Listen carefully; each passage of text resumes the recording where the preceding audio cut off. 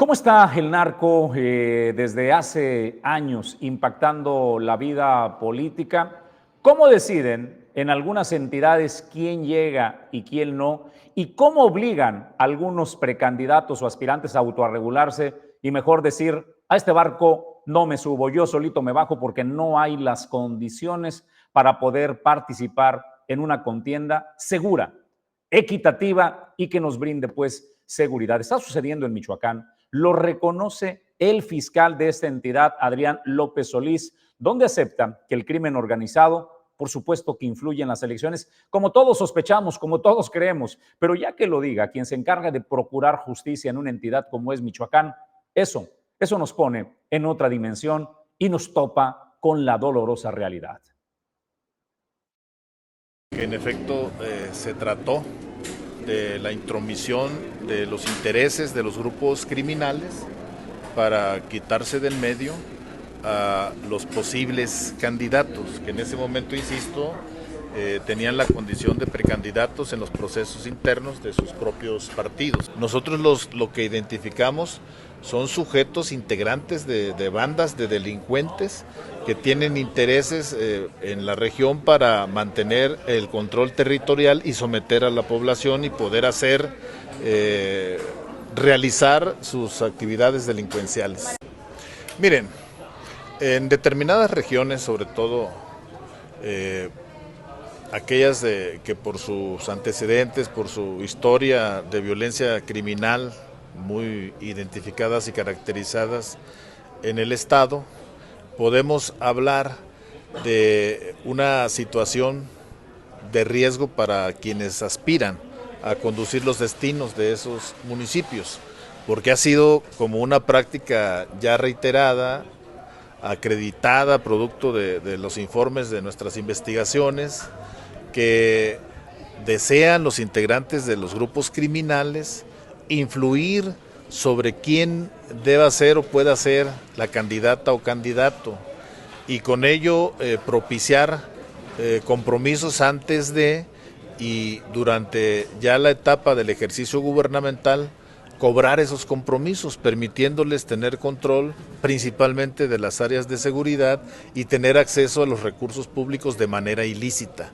Estas cuestiones que se dan o se han dado en determinados procesos no están ajenas el día de hoy y no se puede en este momento ni estigmatizar a alguien por estar en esa condición de candidato y en esa posibilidad de ser compelido a tomar un acuerdo con criminales, como tampoco se puede estigmatizar a una región o a un municipio donde podamos nosotros decir que invariablemente eso está pasando. Esto tiene una serie de factores que le dan inestabilidad. Bueno, pues para que tenga como contexto, fue apenas el 26 de febrero pasado cuando fueron asesinados el candidato de Morena y el candidato del Partido Acción Nacional. Y es que, de acuerdo a lo que señala, esto fue en Marabatío, esto en Michoacán. ¿Qué es lo que está pasando? Bueno, pues al día de hoy van 19 precandidatos y candidatos que deciden por voluntad propia bajarse de la contienda electoral. Por eso decimos que la narcoelección es una realidad en el estado de Michoacán. No se lleve tranquilidad y como lo señaló y lo reconoció el fiscal del estado, bueno, pues el crimen organizado es lo que busca, que las elecciones no se lleven a cabo en Michoacán porque atenta contra sus intereses. También reconoció incluso que es la manera que tienen de acercarse y de impulsar a otros candidatos, donde una vez que ganan, bueno, pues les profieren algunos beneficios directos y servirse también del erario público. Eso es el llamado que hace el fiscal, a que no se dejen amedrentar, a que no se dejen intimidar y sobre todo que no pacten con el crimen organizado. La pregunta es, Jesús, ¿qué está haciendo el Estado, particularmente hablando de Michoacán? ¿Qué está haciendo para garantizar el que sean unas elecciones seguras, seguras para los candidatos y seguras y tranquilas para el resto de la población que el próximo 2 de junio pues va a salir a las urnas a emitir su voto. La otra pregunta es una generalidad. Recordemos que es la elección más grande en términos de números de candidatos que se eligen. Julio César González, presidente de la República, senadores, diputados federales, diputados locales, alcaldías y diversos. Esa es la más numerosa en la historia. Sucede en todo el país. Lo que está sucediendo en Michoacán es un reflejo y generalidad del país. La realidad es que no, pero hay entidades con mayor presencia y la forma que utiliza el narcotráfico. Guerrero, por ejemplo, es otro de los ejemplos. En Chiapas se comienza a sentir. Colima vive esta situación.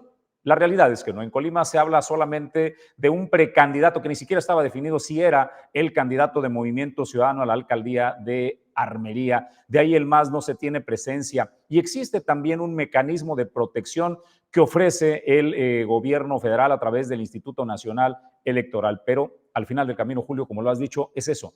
¿Qué está haciendo el Estado para garantizar que sean elecciones libres, democráticas, sin miedo? Ese es el punto, pues, que estamos planteando el día de hoy. Hoy en Michoacán se reconoce por parte de la autoridad que sí se vive con miedo, que son los aspirantes quienes deciden bajarse de las contiendas por temor, en el peor de los escenarios y desafortunadamente, a terminar como una estadística, muertos. Hasta ahí el tema. Un dato para agregar, Julio. Un dato para agregar para que tenga la dimensión de esa situación. Del 2018 al 2023, de enero del 2018 a enero del 2024, disculpe usted, se registraron 92 actos violentos en contra de algunos precandidatos y actores políticos tan solo en el estado de Michoacán. De estos 92, 38 se perpetuaron en 2023, tan solo, insisto, en el estado de Michoacán. Por ello, hoy en día, la alerta roja, los focos rojos se han encendido en el estado de Michoacán rumbo a la elección del 2 de junio del 2024. Sin embargo, Jesús, también se sabe, por ejemplo, en el estado de Guerrero, empieza a haber también un éxodo de familias en las zonas